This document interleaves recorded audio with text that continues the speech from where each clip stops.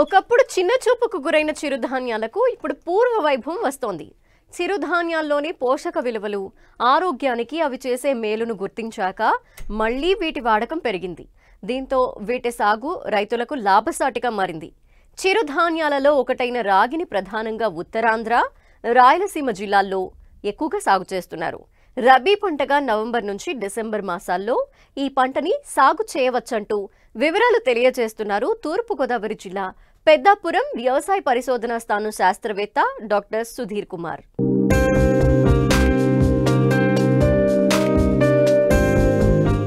చిరుధాన్యపు పంటలు తిరిగి పూర్వ వైభవాన్ని సంతరించుకుంటున్నాయి.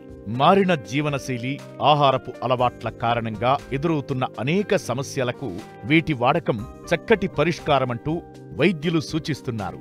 ముఖ్యంగా చిరుధాన్యాలలో ఒకటైన రాగి విస్తీర్ణం ఏటా పెరుగుతోంది. ప్రాంతాలను బట్టి రాగిని తైదలు, చోడిగా వ్యవహరిస్తారు. రాగులు బియ్యానికి చక్కటి ప్రత్యామ్నాయ చిరుధాన్యం. ఒకప్పుడు రాగి సంగటి పేరు చెబితే మొహం చాటేసిన సంపన్న వర్గాలు నేడు అనేక ఆరోగ్య సమస్యల వల్ల తమ ఆహారపు అలవాట్లలో దీనికి అధిక ప్రాధాన్యత ఇస్తున్నారు. రాగిలో ఉండే పోషక విలువలే దీనికి గల ప్రధాన కారణం. రాగుల్లో అధికంగా ఉండే కాల్షియం ఎముకలకు దృఢత్వాన్ని ఇస్తుంది. వీటిని సంకటి, అన్నం, జావ తయారీతో పాటు తెల్ల రాగులను బేకరీ ఉత్పత్తుల్లో విరివిగా ఉపయోగిస్తున్నారు. రాగుల్లో ఉండే యాంటీ ఆక్సిడెంట్ సుగుణాలు, హైటోకెమికల్స్ ఆలస్యంగా జీర్ణమయ్యేలా చేస్తాయి. ఫలితంగా రక్తంలో చక్కెర స్థాయి అదుపులో ఉంటుంది. ప్రస్తుత కాలంలో మధుమేహ వ్యాధిగ్రస్తులకు రాగి మంచి ఆహారం. స్థూలకాయం, బరువును తగ్గించుకోవాలనుకునే వారికి ఇది శ్రేష్టమైన ఆహారం. ఖరీఫ్లో వర్షాధారంగా, రబీలో ఆరుతడి పంటగా రాగిని సాగు చేసుకుంటారు. అత్యధికంగా శ్రీకాకుళం, విజయనగరం, విశాఖపట్నం, తూర్పుగోదావరి, కర్నూలు, ప్రకాశం, అనంతపురం, చిత్తూరు జిల్లాల్లో రైతులు సాగు చేస్తుంటారు. గతంలో రాగుల దిగుబడి, రేటు రెండూ తక్కువగా ఉండేవి. రైతుకు లభించే గిట్టుబాటు ధర కూడా అంతంత మాత్రంగా ఉండేది. కాని ఇప్పుడు అందుబాటులోకొచ్చిన కొత్త రకాలతో రైతులు ఎకరానికి 12 నుంచి 15 క్వింటాళ్ల దిగుబడి సాధిస్తున్నారు. రాగి పంట విత్తడానికి డిసెంబర్ వరకు అనుకూలమంటూ అనువైన రకాలు, సాగు వివరాలను తెలియజేస్తున్నారు పెద్దాపురం వ్యవసాయ పరిశోధనా స్థానం శాస్త్రవేత్త డాక్టర్ సుధీర్ కుమార్. వ్యవసాయ పరిశోధనా స్థానం పెద్దాపురం నుంచి విడుదలైన గోదావరి, రత్నగిరి అనే 2 రకాలు ఉన్నాయి. ఈ 2 రకాలు కూడా అన్ని ప్రాంతాల్లో అన్ని సీజన్స్లో పండించుకోవడానికి అనువైన రకాలు. గోదావరి అనే రకం దీర్ఘకాలిక రకం, 120 రోజుల కాలపరిమితి కలిగినది. పంట దిగుబడి చాలా మంచిగా ఉంటుంది, అంతేకాకుండా అగ్గిదిగులు తట్టుకుంటుంది. రత్నగిరి అనే రకం ఇంకొకటి ఉంది, అది కూడా 115 నుండి 120 రోజుల కాలపరిమితి కలిగిన దీర్ఘకాలిక రకం. ఈ రకం కూడా అగ్గిదిగులను తట్టుకుంటుంది, అధిక దిగుబడిని ఇస్తుంది. అంతేకాకుండా అధిక ప్రోటీన్ విలువలు, గింజలో అధికమైన ప్రోటీన్ విలువలు కలిగిన ఈ రకం మనం అన్ని ప్రాంతాల్లో అన్ని సీజన్లో పండించుకోవడానికి అనువైనది. అలాగే వీటితో పాటు ఇతర రకాలు వ్యవసాయ పరిశోధనా స్థానం విజయనగరం నుండి విడుదలైన చంపావతి, భారతి, శ్రీ చైతన్య అనే రకాలు ఉన్నాయి. ఇవి కూడా దీర్ఘకాలిక రకాలు, అధిక దిగుబడినిచ్చే రకాలు, అన్ని ప్రాంతాల్లో వేసుకోవడానికి అనువైన రకాలు. అలాగే వ్యవసాయ పరిశోధనా స్థానం పెరుమాలపల్లి నుంచి విడుదలైన రకాలు ఉన్నాయి. సప్తగిరి అనే రకం 100 నుంచి 105 రోజులు కలిగిన కాలపరిమితి కలిగిన రకం. ఇది అంటే మధ్యకాలిక రకం. ఇది రాయలసీమ ప్రాంతంలో పండించుకోవడానికి అనువైనది. ముద్దకంకి కలిగి ఉంటుంది, అధిక దిగుబడిని ఇస్తుంది, అగ్గి దిగుబడిని తట్టుకుంటుంది. అలాగే వకుల కూడా 100 రోజుల కాలపరిమితి కలిగిన రకం. వీటితో పాటు తెల్ల రాగి రకమైన హిమ వ్యవసాయ పరిశోధనా స్థానం విజయనగరం నుండి విడుదలైంది 2012లో. బేకరీ ఉత్పత్తులు తయారు చేయడానికి ఉపయోగపడేది ఈ గింజ. అలాగే వీటితో పాటు స్వల్పకాలిక రకాలైన మారుతి రకం అనేది ఉంది. ఈ రకాలు మనం అంతర పంటలుగా వేసుకోవడానికి ఉపయోగపడే రకాలు. రాగిని తేలిక రకం ఇసుక నేలలు, బరువైన నేలలు, కొద్దిపాటి చౌడు సమస్య ఉన్న భూముల్లో సాగు చేసుకోవచ్చు. నీరు నిల్వ ఉండే భూములు అనువైనవి కావు. ముఖ్యంగా సరైన సాంద్రతలో మొక్కలు పెట్టినట్లయితే అధిక దిగుబడులు వచ్చే అవకాశముంది. నేరుగా విత్తుకునే పద్ధతిలో 2 నుంచి 3 కేజీల విత్తనం అవసరమవుతుంది. అలాగే నారు పోసుకునే విధానంలో కూడా మనం 5 సెంట్లు నారుమడి తయారు చేసుకోవాల్సి ఉంటుంది. 2 కేజీల విత్తనాన్ని మనం చల్లుకుని బాగా మట్టిలో కలియబెట్టాలి. సో తద్వారా మంచి నారుమడి మనం పెంచుకోవడానికి అవకాశం ఉంటుంది. నారుమడి పోసుకున్న పద్ధతిలో మనం 20 నుండి 25 రోజుల తర్వాత ప్రధాన పొలం తయారు చేసుకుని ప్రధాన పొలంలో నారుని మనం నాటుకోవాల్సి ఉంటుంది. ఒకవేళ వరుసల్లో కనుక నాటుకున్నట్టయితే వరుసకి మధ్య 30 సెంటీమీటర్లు, అలాగే మొక్కకి మధ్య 10 సెంటీమీటర్ల దూరం కనుక పాటించినట్టయితే సరైన మొక్కల సాంద్రత చేయడానికి ఆస్కారం ఉంటుంది. డైరెక్ట్గా మనం విత్తుకున్నట్టయితే మొలకెత్తిన 10-15 రోజుల తర్వాత ఒత్తుగా ఉండే చోట మొక్కలను మనం తీసివేసుకోవాలి. ఆ విధంగా సరైన మొక్కల సాంద్రతను మనం పాటించవచ్చు. రాగి సాగులో ఎరువుల యాజమాన్యం కీలకం. ఎకరాకు 4 టన్నుల పశువుల ఎరువును వేసి ఆఖరి దుక్కిలో కలియదున్నాలి. అంతేకాకుండా సమయానుకూలంగా నత్రజని, భాస్వరం, పొటాష్ను అందిస్తే మంచి దిగుబడులను పొందవచ్చు. ఎరువుల యాజమాన్యం కనుక చూసినట్టయితే దుక్కిలో 12-8-8 నత్రజని, భాస్వరం మరియు పొటాష్నిచ్చే ఎరువులను వేసుకోవాలి. అలాగే 25 రోజుల తర్వాత ఇంకొక 12 కేజీలు నత్రజని ఇచ్చే ఎరువును వేసుకోవాల్సి ఉంటుంది. సో ఆ విధంగా ఎరువుల యాజమాన్యం చేసుకున్నట్టయితే మంచి దిగుబడి రావడానికి అవకాశం ఉంటుంది. నేరుగా విత్తే పద్ధతితో పాటు నారు పోసి నాటు వేసుకునే పద్ధతిలో కలుపు యాజమాన్యం ముఖ్యం. సకాలంలో శాస్త్రవేత్తల సలహాలు, సూచనల మేరకు కలుపును నివారిస్తే మంచి దిగుబడులను సాధించవచ్చు. నేరుగా వెదజల్లేటప్పుడు వెదజల్లిన 24 గంటలలో మనం పెండిమిథాలిన్ అనే మందును 1 లీటర్ ఎకరానికి పిచికారీ చేసుకున్నట్టయితే 15 రోజుల లోపల వచ్చే కలుపును మనం నివారించడానికి అవకాశం ఉంటుంది. అలాగే 20-25 రోజుల తర్వాత మనం కలుపును కనుక ఉన్నట్టయితే 2,4-D సోడియం సాల్ట్ పిచికారీ చేసినట్టయితే మనం వెడల్పాటి కలుపును సమర్థవంతంగా నివారించుకోవచ్చు. అలాగే నారు పోసుకునే పద్ధతిలో కూడా నాట్లు వేసిన తర్వాత పెండిమిథాలిన్ మందును ఇసుకలో కలుపుకుని జల్లుకున్నట్టయితే కలుపును సమర్థవంతంగా నివారించవచ్చు. అలాగే 2,4-D సోడియం సాల్ట్ 25 రోజులు నాటిన తర్వాత వెడల్పాటి కలుపు మొక్కలను నివారించుకోవడానికి ఈ మందును వాడుకోవచ్చు. ముఖ్యంగా రాగి పంటకు అగ్గి తెగులు, మెడవిరుపు తెగులు, కంకి తెగులుతో పాటు ఈ మధ్య గులాబీ రంగు పురుగు ఆశించి పంటను తీవ్రంగా నష్టపరుస్తోంది. సకాలంలో వీటిని గుర్తించి నివారించాలని శాస్త్రవేత్త సూచిస్తున్నారు. ఎక్కువగా అగ్గి తెగులు మనం చూస్తాం. అగ్గి తెగులు కూడా ఆకు మీద ఈ తెగులు వస్తుంది, అలాగే మెడ మీద వస్తుంది, అలాగే కంకి మీద కూడా ఈ తెగులు మనం చూడవచ్చు. మొదట్లో ఆకు మీద కనుక మనం ఈ తెగులును చూసినట్టయితే కార్బండిజం 1 గ్రామ్ లీటర్ నీటికి పిచికారీ చేసి మనం సమర్థవంతంగా నివారించుకోవచ్చు. 50 నుండి 60 రోజుల సమయంలో ఈ మెడవిరుపు తెగులు, అలాగే కంకి తెగులు రావడానికి అవకాశం ఉంది. సో ఆ సమయంలో కార్బండిజం 1 గ్రామ్ లీటర్ నీటికి సమానంగా జల్లినట్టయితే ఈ సమస్యను మనం అధిగమించవచ్చు. అలాగే పురుగు సమస్య కనుక వచ్చే కాండం తొలిచే పురుగు ఎక్కువ సమస్యాత్మకంగా ఉంది. తొలి దశలో ఈ పురుగును మనం నివారించడానికి సరైన యాజమాన్య చర్యలు కనుక పాటించినట్టయితే పురుగును సమర్థవంతంగా మనం నివారించవచ్చు. రాగి పంటలో ప్రస్తుతం మేలైన రకాలు అందుబాటులో ఉండటం వల్ల మేలైన యాజమాన్య పద్ధతులు పాటిస్తే ఎకరాకు 10 నుంచి 12 క్వింటాళ్ల దిగుబడి సాధించే వీలుంది.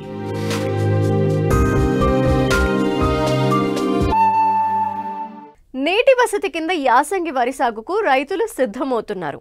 ఇప్పటికే చాలా వరకు నార్లు పోసుకున్నారు. మరికొన్ని ప్రాంతాల్లో ఇప్పుడిప్పుడే పోస్తున్నారు. అయితే ఈ కాలంలో తెగుళ్ల బెడత అధికంగా ఉంటుంది. నాణ్యమైన దిగుబడులను పొందాలంటే వరికి ఆశించే శిలీంధ్రపు నాశిని తెగుళ్లను విత్తన శుద్ధి ద్వారా తొలి దశలోనే అరికట్టాలని సూచిస్తున్నారు కరీంనగర్ జిల్లా జమ్మికుంట కృషి విజ్ఞాన కేంద్రం శాస్త్రవేత్తలు.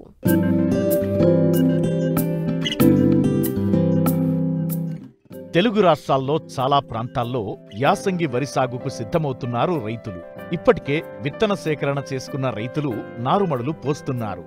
అయితే ప్రతి ఏటా శిలీంధ్రపు నాశిని తెగుళ్లు వరి పంటకు తీవ్ర ఆటంకం కలిగిస్తున్నాయి. వీటి నివారణకు రైతులు అధిక మొత్తంలో ఖర్చు చేస్తున్నారు. తొలి దశలోనే అతి తక్కువ ఖర్చుతో విత్తన శుద్ధి ద్వారా వీటిని అరికట్టవచ్చు. మరి యాసంగి వరి సాగు చేసే రైతులు ఎలాంటి సమగ్ర సస్యరక్షణ చర్యలు చేపట్టాలో రైతులకు తెలియజేస్తున్నారు కరీంనగర్ జిల్లా జమ్మికుంట కృషి విజ్ఞాన కేంద్రం శాస్త్రవేత్త శ్రీనివాసరెడ్డి. ఇప్పుడు మనకు యాసంగిలో కనుక మన తెలంగాణలో చూసినట్లయితే దాదాపుగా 60 నుంచి 70% వరకు కూడా మనకు యొక్క వరికి పోయే అవకాశం ఉన్నది. కాబట్టి వరి పంటలో చీడపీడలు రాకుండా ఎలాంటి జాగ్రత్తలు తీసుకోవాలని కనుక చూసినట్లయితే మనం ప్రధానంగా సరి అయిన విత్తనాన్ని ఎంచుకోవాలి. రైతులందరూ కూడా అధిక దిగుబడినిచ్చే విత్తనాలను తీసుకోవాలి. అదేవిధంగా దొడ్డు రకాలను అయితే దాదాపుగా 120 నుంచి 125 రోజులలో కంప్లీట్ అయ్యే విత్తనాలను, మధ్యస్థ రకాలను కనుక తీసుకోవాలి. అదేవిధంగా సన్న రకాలను కనుక వేసినట్లయితే మనకు తెలంగాణ సోనా కానీ, కేఎన్ఎం 1638 కానీ అదేవిధంగా చాలా రకాల కొత్త రకాలు కూడా రావడం జరిగింది. కాబట్టి ఇలాంటి రకాలలో కూడా సన్న రకాలలో కూడా మధ్యస్థకాలిక రకాలను కనుక తీసుకొని అధిక దిగుబడులను ఇచ్చే రకాలను కనుక తీసుకున్నట్లయితే ఆ తీసుకున్న రకాలను మనము కొద్దిగా విత్తన శుద్ధిగా దాదాపుగా చేసుకున్నట్లయితే ఇంకా ఎలాంటి చీడపీడలు రాకుండా కాపాడుకునే అవకాశం ఉన్నది. కనుక ఎకరానికి గనక ఈ యొక్క సన్న రకాలను చూసినట్లయితే 20 కిలోల విత్తనాన్ని కానీ, దొడ్డు రకాలైతే 25 కిలోల విత్తనాన్ని కానీ తీసుకొని ఆ విత్తనాన్ని తీసుకున్న తర్వాత మంచిగా ఆరబోసుకొని దానిలో కూడా మనం విత్తన శుద్ధిగా మనకి ఎక్కడైతే జీవ శిలీంద్రనాశనలైనటువంటి ఈ యొక్క ట్రైకోడర్మా విరిడి కానీ లేదంటే కిలో విత్తనానికి 10 గ్రాముల సూడోమోనాస్ ఫ్లోరసెన్స్ని తీసుకొని కనుక నీడలో ఆరబెట్టుకున్నట్లయితే ఆ తర్వాత కనుక మనకు మండగట్టుకొని కనుక చల్లుకున్నట్లయితే విత్తనం దశలో నర్సరీ దశలో ఎలాంటి చీడపీడలు రాకుండా మనము నారుమడిలో తెగుళ్ళు రాకుండా కాపాడుకునే అవకాశం ఉన్నది. ఏమన్నా కనుక తెగుళ్ళను కనుక చూసినట్లయితే చిన్న చిన్న తెగుళ్ళు కనుక గమనించినట్లయితే ఈ యొక్క సూడోమోనాస్ ఫ్లోరసెన్స్ని 5 గ్రాముల లీటర్ నీటికి కనుక కలుపుకొని స్ప్రే చేసుకున్నట్లయితే ఈ యొక్క బ్యాక్టీరియా వల్ల వచ్చే ఎలాంటి తెగుళ్ళను కూడా మనం రాకుండా కాపాడుకోవచ్చు. అదేవిధంగా సూడోమోనాస్ ఫ్లోరసెన్స్ను స్ప్రేగా వాడుకోవచ్చు, అదేవిధంగా విత్తన శుద్ధిగా కూడా వాడుకోవచ్చు. లేదంటే ట్రైకోడర్మా విరిడి అయితే ఒకవేళ విత్తన శుద్ధిగా 10 గ్రాముల కిలో విత్తనంగా కలుపుకొని ఎత్తుకున్నట్లయితే కొంతవరకు ఎలాంటి తెగుళ్ళను రాకుండా కాపాడుకోవచ్చు. ఈ యొక్క ట్రైకోడర్మా విరిడినే మనము వృద్ధి చెందించడానికి ఒక 80 నుంచి 100 కిలోల మాగిన పశువుల పేడలు కనుక కలుపుకొని ఎకరానికి 2 నుంచి 4 కిలోల ట్రైకోడర్మా విరిడి తీసుకొని కనుక ఎక్కడన్నా షెడ్లో కానీ నీడలో కానీ ఆరబోసుకొని కలుపుకొని నీట్గా దాని మీద కొద్దిగా బెల్లం ద్రావణాన్ని కనుక చల్లుకొని తర్వాత తట్టు బస్తాలను కనుక కప్పుకున్నట్లయితే 15 నుంచి 20 రోజుల వరకు కొద్దిగా బూజులాగా వచ్చి ఆ యొక్క శిలీంధ్రం వృద్ధి చెందినట్టు కనపడుతుంది. ఈ వృద్ధి చెందిన శిలీంధ్రాన్ని మనము ఒక ఎకరానికి కనుక చల్లుకున్నట్లయితే ఎలాంటి తెగుళ్ళను కూడా మనం నారుమడిలో కానీ లేదంటే నాటు వేసిన తర్వాత కానీ తెగుళ్ళను కూడా రాకుండా కాపాడుకునే అవకాశం ఉన్నది. అదేవిధంగా తర్వాత మనకు రసాయన మందులకు కనుక చూసినట్లయితే ఈ యొక్క సాఫ్ కానీ స్ప్రింట్ కానీ ఒక 2 గ్రాములు కిలో విత్తనానికి లేదంటే లీటర్ల నీటికి కనుక కలుపుకొని దాంట్లో కిలో విత్తనాన్ని కనుక కలుపుకున్నట్లయితే విత్తనం ద్వారా ఎలాంటి శిలీంధ్రాలు కూడా రాకుండా అంటే ఎలాంటి తెగుళ్ళను కూడా రాకుండా కాపాడుకునే అవకాశం ఉన్నది. అదేవిధంగా మనం రాకముందే కనుక ఇలాంటి విత్తన శుద్ధి కనుక చేసుకున్నట్లయితే మనకు తక్కువ ఖర్చుతో అయిపోతుంది, అదేవిధంగా సమర్థవంతంగా పనిచేస్తుంది. మన యొక్క ఏసంగి పంటలో కనుక చూసినట్లయితే ప్రధానమైన సమస్యగా మనకి యొక్క అగ్గి తెగులు కానీ లేదంటే ఈ యొక్క పాంపొడ తెగులు కానీ ఎక్కువగా వచ్చే అవకాశం ఉంటుంది. కాబట్టి రైతు సోదరులందరూ కూడా ఈ తెగుళ్ళను ముందు జాగ్రత్తగా గమనించినట్లయితే అగ్గి తెగులు నివారణకు మనకు ఈ యొక్క నాటివో అనే మందు అంటే టెబుకోనజోల్ మరియు ట్రైఫ్లాక్సిస్టోబిన్ అనే మందు కలిసిన ద్రావణాన్ని 100 గ్రాములను ఒక ఎకరానికి గనక కలిపి పిచికారీ చేసుకున్నట్లయితే ఈ యొక్క అగ్గి తెగులను మనం సమర్థవంతంగా నివారణ చేసుకో. లేదంటే మనకు మార్కెట్లో లభ్యమయ్యే ఈ యొక్క గెలీలియో సెన్సా అనే మందును కూడా 400 గ్రాములు కనుక ఎకరానికి కనుక కలిపి పిచికారీ చేసుకున్నట్లయితే కూడా ఈ యొక్క అగ్గి తెగులను మనం సమర్థవంతంగా నివారణ చేసుకోవచ్చు. అదేవిధంగా పాంపొడ తెగులను కనుక గమనించినట్లయితే రైతు సోదరులందరూ కూడా మొదటి దశలోనే గుర్తించి దానికి ఈ యొక్క హెగ్జాకోనజోల్ అనే మందును కానీ లేదంటే వాల్డామైసిన్ అనే మందును కానీ 2 ml లీటర్ నీటికి కనుక కలిపి పిచికారీ చేసుకున్నట్లయితే కూడా మనం ఈ యొక్క పాంపొడ తెగుల నుంచి కూడా సమర్థవంతంగా నివారణ చేసుకునే అవకాశం ఉన్నది. ఈ యొక్క ఉధృతి ఎక్కువైనప్పుడు మాత్రము ఈ యొక్క శిలీంద్రనాశినులకు కూడా మనము ప్లాంటామైసిన్ కానీ లేదంటే వాలిడామైసిన్ కానీ ఇట్లాంటి కొంతవరకు ఈ యొక్క యాంటీబయాటిక్ మందులను కూడా కలుపుకొని కనుక పిచికారీ చేసుకున్నట్లు అయితే ఈ యొక్క తెగులను మనం సమర్థవంతంగా నివారణ చేసుకోవచ్చు.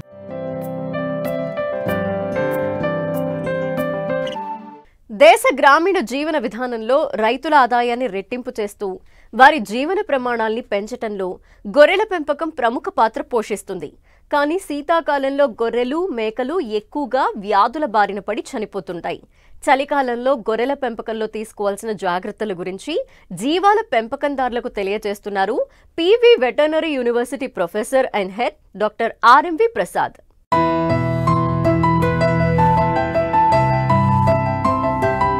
ఆరోగ్యవంతమైన గొర్రెల మంద కావాలంటే వాటికి సరి అయిన పోషక ఆహారం అవసరం. మంచి యాజమాన్య పద్ధతులను విధిగా పాటించాలి. ఈ రోజుల్లో గొర్రె మాంసానికి చాలా డిమాండ్ ఉంది. గొర్రెల ద్వారా గ్రామీణ రైతులు లాభం పొందడానికి ఎంతో అవకాశముంది. 20 కిలోల బరువున్న గొర్రె 13 కిలోల మాంసాన్ని ఇస్తుంది. కానీ గొర్రె పుట్టినప్పటి నుండి జాగ్రత్తగా పోషకాహారాలు సరైన మోతాదులో సక్రమంగా ఇస్తేనే తక్కువ కాలంలో వాటి బరువు పెరిగి మాంసోత్పత్తికి తోడ్పడుతుంది.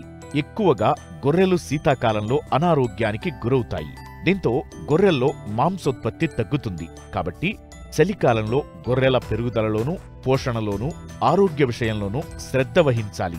ఏమాత్రం నిర్లక్ష్యం చేసినా గొర్రెల్లో జీర్ణకోశ సమస్యలు తలెత్తడంతో పాటు రైతు ఆర్థికంగా నష్టపోతాడు. ప్రస్తుతం చలికాలంలో గొర్రెల పెంపకం పట్ల తీసుకోవాల్సిన జాగ్రత్తలేంటో తెలియజేస్తున్నారు రాజేంద్రనగర్లోని PV Narasimha Rao veterinary college professor and head doctor RMV Prasad. గొర్రెలు అనేది మన గ్రామీణ వాతావరణంలో మమేకమై ఉంటాయి. ఈ గొర్రెలనే ఒక జీవనోపాధి కింద నిర్వహించుకునే వ్యక్తులు చాలామంది ఉంటారు. ఈ గొర్రెల మీద నుంచి వచ్చే ఆదాయము మనం ఏ విధంగా యాజమాన్యము అనేది తీసుకుంటామో అనే దాన్ని బట్టి దాని ఆదాయం ఆధారపడుతుంది. గొర్రెలని మనము రకరకాల పరిస్థితుల నుంచి రక్షించుకోవడము, వాటికి కావాల్సిన పోషణ అందించటము. గొర్రెలని మనము గాలి జీవాలు అంటాము. ఎందుకు అంటాము అంటే ఇవి బయట గాలికి తిరిగి తమ యొక్క పోషణని పొందుతాయి. అంటే ఏంటి, మనము వాటిని గ్రేజింగ్కి బయటికి తీసుకుని వెళ్తూ ఉంటాం. తీసుకుని వెళ్ళేటప్పుడు మనం తగు జాగ్రత్తలు తీసుకోవాలి. అది కూడా శీతాకాలం అనేది ఉంది చూడండి. ఈ కాలంలో మనందరికీ తెలుసు, వాతావరణం అంతా మంచుతో ఉండడము, చుట్టుపక్కల ప్రదేశాలన్నీ చల్లబడిపోవడం, ఇవన్నీ చేస్తూ ఉంటాయి. కండిషన్ అంటే శరీరతత్వం బాగున్న గొర్రె కానీ మేక కానీ చలికాలం గురించి అంతగా భయపడక్కర్లేదు. మనం ఎప్పుడైతే బాడీ కండిషన్ అంటామో, శరీర స్థితి బాగులేదో వాటికి మనము మరింత జాగ్రత్త తీసుకోవాలన్నమాట. శీతాకాలంలో మనం ముఖ్యంగా తీసుకోవాల్సిన జాగ్రత్తలు ఏంటి అంటే, మొట్టమొదటి జాగ్రత్త గొర్రెలని మనం చలి నుంచి, చల్లని గాలుల నుంచి రక్షించాలంటే మనము మొట్టమొదట గొర్రెలను ఎక్కడ పెట్టుకుంటామో, మనం ఒక షెడ్లో పెట్టుకుంటాం. ఆ షెడ్ లోపల ఉన్నప్పుడు గొర్రెలు రాత్రిపూట చలి మరింత ఎక్కువగా ఉంటుంది. చలిగాలు వేయడం కానీ, టెంపరేచర్ తక్కువగా ఉండడం కానీ, అప్పుడు మనము ఆ షెడ్లను ఏం చేయాలి, చుట్టుపక్కల పరదాలతో కట్టివేయాలి. ఆ పరదాలు ఏం చేస్తూ ఉంటాయి, చలిగాలిని లోపల రానియకుండా రక్షిస్తాయి. గొర్రెలని ఒక సౌకర్యవంతమైన పరిస్థితిలో ఉంచడానికి తోడ్పడతాయి. ఒకటి, గొర్రెల్ని మనము బయటికి తీసుకుని వెళ్తాం గ్రేజింగ్కి. ఎండ బయటికి వచ్చినప్పుడు మాత్రమే, అంటే సూర్యుడు బయటికి వచ్చి తన యొక్క వేడిని చూపిస్తున్నట్టు మాత్రమే గొర్రెల్ని బయటికి తీసుకుని వెళ్ళాలి. లేకపోతే ఏమవుతుంది, ఆ గొర్రెలు చలిగాలికి ఎక్స్పోజ్ కావడమే కాకుండా గొర్రె అక్కడ ఉన్న పచ్చిమేతను తినడానికి ప్రయత్నిస్తుంది. ఆ పచ్చిమేత మీద ఏముంటుంది, మంచు బిందువులు ఉంటాయి. పచ్చిమేత చాలా చల్లగా ఉంటుంది. మంచు బిందువులతో కూడిన గడ్డిని కనుక పశువు తీసుకున్నా, గొర్రె తీసుకున్నా వాటికి అజీర్తి అనేది సంపాదిస్తుంది. అందుకని చెప్పి మనము నీటి బిందువులు, తేమతో ఉన్న గడ్డిని ఎక్కువ తినడానికి ప్రయత్నించనివ్వకూడదు. చలికాలంలో ఇంకొక ముఖ్యమైనది ఏంటంటే, పరాన్న జీవుల వ్యాప్తి కూడా అత్యధికంగా ఉంటుంది. అంటే చలికాలం వచ్చేసరికి మనము మన జీవాలు బలంగా ఉండేట్టు ఆలోచించాలి. బలమైన గొర్రె చలిగాలి నుంచి తనని తాను రక్షించుకుంటుంది.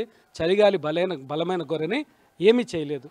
పచ్చి మేత మనము కనుక పశువులకి ఇచ్చినట్లుగా గొర్రెలకి కూడా మనం పచ్చి మేతను కనుక సప్లై చేయదలుచుకుంటే, ఆ పచ్చి మేత ఎలా ఉండాలి అంటే కొంచెం ఎండుగా కనపడాలి. అందుచేత మనము గొర్రెలకి పచ్చి మేత కాకుండా కొద్దిగా దాంట్లో ఎండుదనం వచ్చేంత వరకు ఉంచుకుని చిన్న ముక్కలుగా చేసి మేపితే గొర్రెలు తాము తీసుకునే పోషణని తగ్గించుకోవు, తీసుకునే మేతని తగ్గించుకోవు. దీనివల్ల దాని శరీరాకృతిలో కూడా మార్పులు రావు. గొర్రెలు చాలా సున్నితమైన జంతువులు. అలాగే వీటికి వ్యాధులు కూడా ఎక్కువనే చెప్పాలి. అందుకే ఆరోగ్యం విషయంలో శ్రద్ధ వహిస్తేనే లాభాలు వస్తాయి. గొర్రెలు చిన్న చిన్న యూనిట్లుగా సమగ్ర వ్యవసాయంలో పెంచుకోవచ్చు. గొర్రెలకు అందించే దాణా వెచ్చగా ఉండేలా పరిశుభ్రమైన నీరు అందిస్తే ఆరోగ్యకరంగా ఉంటుంది. మీకు తెలుసు, గొర్రెలకు ఇచ్చే పోషణలో మనము సాంద్ర పద్ధతిలో పెంచేటైతే దాణా అనేది అత్యంత ముఖ్యమైన పోషణ. అటువంటి దాణాని మనం సమపాళ్లల్లో సమీకృత దాణా అంటారు. అంటే ఏంటి, ఒక బ్యాలెన్స్డ్, అంటే అన్ని రకాల దినుసులు సరైన పాళ్లల్లో కలిపి ఆ దాణాని తయారు చేయాలి. ఆ దాణాని కూడా పశువులకి కానీ గొర్రెలకు కానీ ఏ టైంలో ఇవ్వాలంటే సాయంత్రం వేళ ఇవ్వాలి. ఇక్కడ ఇంకొకటి అత్యంత ముఖ్యమైనది, నీరు ఇచ్చేటప్పుడు మనం నిలవ ఉన్న నీరు కాకుండా బోర్ల నుంచి కానీ మన బావుల కాడ కానీ ఎక్కడైనా సరే మనము నీటిని ఫ్రెష్గా వాటికి అవసరమైనప్పుడు కనుక ఆ తొట్లని నింపి ఇయ్యగలిగితే చల్లటి నీళ్ళ బారి నుంచి కూడా కాపాడచ్చు. మనం ఆ గొర్రెల షెడ్ దగ్గరే చిన్న పొగమంట, చిన్న మంట కనుక పట్టుకోగలిగితే ఆ పొగ కూడా శరీరాన్ని వెచ్చగా ఉండడానికి ఉపయోగపడుతుంది. రెండోది, ఆ పొగ దోమల నుంచి పురుగుల నుంచి కూడా గొర్రెల్ని కాపాడినట్లుగా ఉంటుంది. ఆ తర్వాత మనము గొర్రెల్ని ప్రతి చోట గొర్రెల్ని ఎలా ఇంటి వెనకాల నిలబెడతా ఉంటారు, ఒక చెట్టు కింద పెట్టేస్తారు. ముఖ్యంగా రైతు సోదరులు గమనించాల్సింది ఏంటంటే తేమ ఉన్న ప్రదేశం గొర్రె ఇష్టపడదు. అసలు మామూలుగానే తన బిహేవియర్ అంటే గొర్రె యొక్క లక్షణం ఏంటంటే తడిగా ఉన్న ప్రదేశం కానీ తేమ ఎక్కువ ఉన్న ప్రదేశంలో కానీ ఉండడానికి ఇష్టపడదు.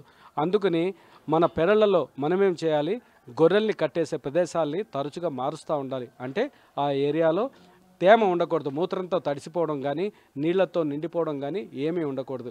పొడి అయిన ప్రదేశంలో పరిశుభ్రమైన ప్రదేశం, పొడిగా ఉండాలి, పరిశుభ్రంగా ఉండాలి. చుట్టుపక్కల ఒక గోడ లాంటి ప్రదేశం ఉండాలి. ఆ గోడ లాంటి ప్రదేశం ఉండడం వల్ల చలిగాలి నుంచి మనము గొర్రెల్ని రక్షించిన వాళ్ళం అవుతాం. సో ఈ చిన్న చిన్న జాగ్రత్తలు తీసుకుంటే మనం శీతాకాలాన్ని చాలా సులువుగా అధిగమించవచ్చు.